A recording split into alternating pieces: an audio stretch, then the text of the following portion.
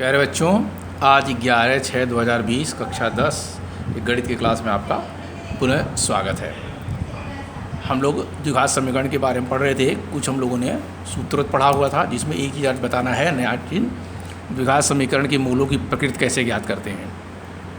इसमें करते क्या है, द्विघात समीकरण जो ax² + bx + c = 0 होता है, जहाँ a ≠ 0 ये सब जान रहे हैं कि मूलों की प्रकृति उसके विविध कर d डिस्क्रिमिनेंट होता है, b² - 4ac के मान पर निर्भर करता है।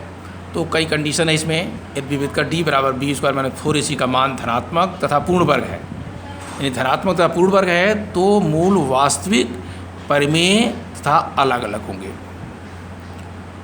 दूसरा, यदि विविध कर d b² - 4ac का जो मान आता है वो धनात्मक है, पूर्ण वर्ग नहीं है, तो मूल वास्तविक होंगे, अपरिमेय होंगे और अलग अलग भिन्न भिन्न होंगे। तीसरा, विविध कर d = b² - 4ac का मान यदि ऋणात्मक है, यानी जो मान निकाले वो ऋण आवे, शून्य से कम हो, तो मूल काल्पनिक होंगे, अर्थात इनका कोई हल नहीं होगा। और अगला कंडीशन है, यदि विविध कर d = b² - 4ac का मान शून्य हो, तो मूल वास्तविक एवं समान होंगे, बराबर होंगे। समान का मतलब बराबर होंगे। अब इसे संबंधित हम लोग जो है थोड़ा सा प्रश्न पढ़ेंगे। प्रश्नावली 4.2 गुणनखंड बीज से द्विघात समीकरणों के हल ज्ञात करें, मूल ज्ञात करें। x² - 3x - 10 5 सवाल है, तो इसमें हम लिखते हैं। तो देखिए, पहला जो हमारा द्विघात समीकरण है x² - 3x - 10, इसका हम करेंगे गुणनखंड। तो x² लिखिए ऐसे ही, या देखिए 10 है, 10 को ऐसे दो खंडों में करिए, जिसका जोड़ने में तो ऋण 3 आवे, लेकिन गुणा करें तो ऋण 10 आए। तो ऐसा हो जाएगा, इसका ऋण है तो ऋण 5x और धन 2x। अब 5 में से 5 ऋणात्मक है, उसमें 2 जुड़ेगा तो ऋण 3 आएगा, या यूँ कह सकते 5 में से 2 घटेगा तो ऋण 3 आएगा, -10 ये बराबर 0 लिखते रहिए। फिर देखिए 3 पद से 4 पद बन गया। आप यहाँ क्या कॉमन हो सकता है, x यहाँ भी, x यहाँ भी है, तो x कॉमन, x यहाँ x से भाग देंगे तो 5 भागफल आएगा। यहाँ क्या हो सकता है, x कॉमन होगा नहीं, अंक होगा, 2 1 होगा, यहाँ 5, तो 2 कॉमन हो जाएगा। 2x में भाग देंगे तो 2 से भागफल आएगा x, और 10 में भाग देंगे तो 5, कैसा 5 ऋण। हमारे दोनों पदों में x - 5 कॉमन हो जाएगा। यहाँ इसका मतलब x - 5 से भाग देंगे भागफल आएगा x, x - 5 से भाग देंगे भागफल आएगा 2।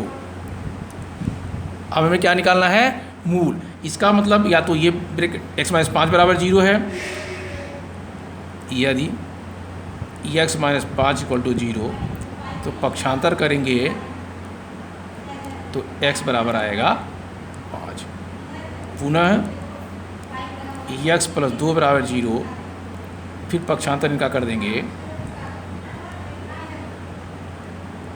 पक्ष परिवर्तन से, पक्षांतर से, तो x बराबर आएगा, पक्ष परिवर्तन होगा, चिन्ह बदल जाता है, ऋण 2। हमारे पास इसके 2 उत्तर निकले, यानी मूल निकले। अतः द्विघात समीकरण के मूल। अब जरा यहाँ भी ध्यान रखना है कि हम प्रयास यह करें कि जो मूल है छोटे वाले को पहले लिखिए, बड़े वाले को बाद में। तो ऋणात्मक तो ऐसे भी छोटा है, ऋण 2 और 5 ये है। कोई आगे पीछे भी लिख देगा, 5 पहले लिख देगा, ऋण 2 बाद में लिखेगा, तो कोई फर्क नहीं पड़ेगा, लेकिन जरा ये उचित है कि छोटी संख्या पहले, बड़ी संख्या में बाद में। तो ये हमारा जो है पहले प्रश्न का उत्तर निकल गया, गुणनखंड बीज से हल हो गया। इसके बाद आता है हमारा दूसरा पार्ट,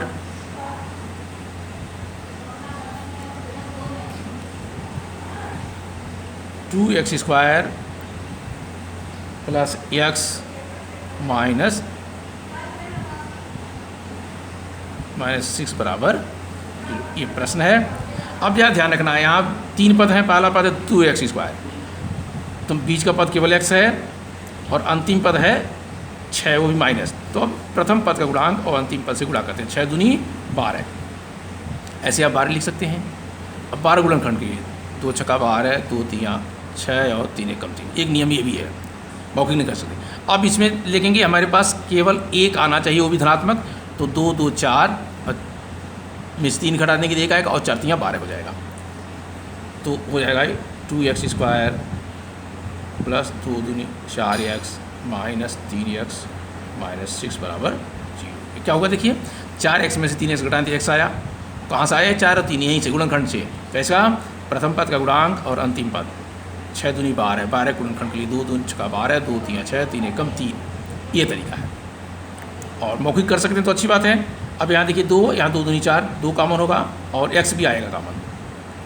2x इसमें भाग देंगे तो आएगा भागफल x, और इसमें भाग देंगे आएगा 2। यहाँ क्या कॉमन हो सकता है, देखिए x तो हो नहीं सकता, 3 होगा, 3 एकम 3, 3 माइनस 3 हो गया। इसमें भाग दिया तो आया x, इसमें भाग दिया तो प्लस 2। दोनों ब्रैकेट में हमारे x प्लस 2 आया, तो x प्लस 2 आपने लिख दिया। और यहाँ आया 2x माइनस 3 बराबर 0। फिर वही चीज़ लिखना है, यदि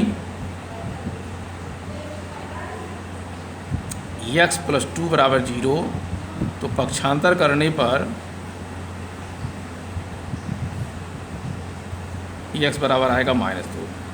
और पुनः दूसरे ब्रैकेट के लिए 2x माइनस 3 बराबर 0, तो इनका पक्षांतर कर देंगे तो देखिए 2x बराबर क्या आएगा 3, और x बराबर आएगा 3/2। अब देखिए जो ऋण है वो छोटा है तो उसको पहले वो लिखना चाहिए, और धनात्मक वैल्यू जो है बाद में लिखनी चाहिए। अतः द्विघात समीकरण के मूल कौन होंगे, तो पहले -2 आएगा और फिर 3/2। ये हमारा उत्तर हो गया। तो आज अब थोड़ा थोड़ा चूँकि बता रहे हैं कि आप लोग भी उबो नहीं, और बाकी चीज़ जो है अगले टर्न पे बताया जाएगा।